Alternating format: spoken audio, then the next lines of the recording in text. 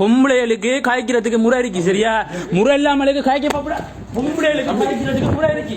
நான் 16 நாள் இந்த வாட்டில நின்றுருக்கேன். இந்த போன் எடுக்கலாம் சரி.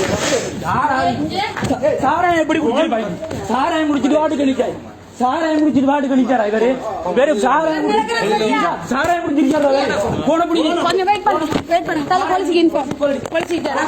இது மட்டுநகர் வைத்தியசாலையில் இடம்பெற்று சொல்லி இந்த வீடியோ வந்து ஷேர் பண்ணி கொண்டிருக்கிறாங்க. இப்போ ஆனால் ஒரு வைத்திய அதிகாரி தெய்வம் என்று சொல்லித்தான் அந்த ஆஸ்பத்திரிக்கு வைத்தியசாலைக்கு தேடி போவாங்க. ஒரு வருத்தம் வந்தோடனே அதை செய்த குற்றத்தை தட்டி கேட்டது. அதுவும் அவர் மது இருந்துட்டு வைத்தியசாலையில் இருக்கிறாராம். கேட்டதுக்கு அவர் சண்டித்தனம் காட்டி கொண்டிருக்காருண்ணே.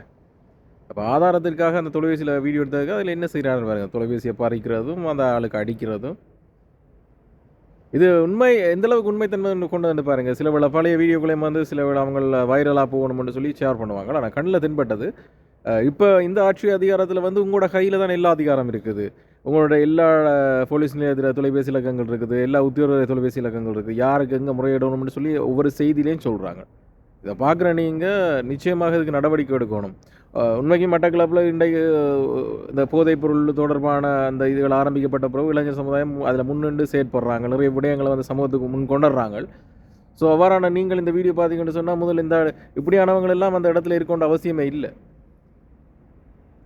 மக்களுக்கு சேவை செய்கிறதுக்காக தான் அரசாங்கத்தில் சம்பளத்தை வாங்கிட்டு குந்திட்டு இருக்காங்க. அதை செய்த பிள்ளையை தட்டி கேட்கல அதில் ஒரு மனம் மறந்துடணும், இல்லை ஒரு மன்னிப்பு கட்டு சேவை வழங்குறதுல குறைய போகிறல.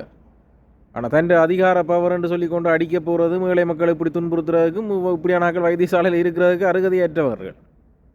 இந்த வீடியோ வந்து நீங்கள் ஷேர் பண்ணாட்டி பரவாயில்ல. இது எந்த அளவுக்கு உண்மைத்தன்மை முதல்ல கண்டறிஞ்சு இந்த ஆளை முதல்ல அந்த வேலையை விட்டு தூக்குறதுக்குரிய வழிமுறைகளை பார்க்கணும்.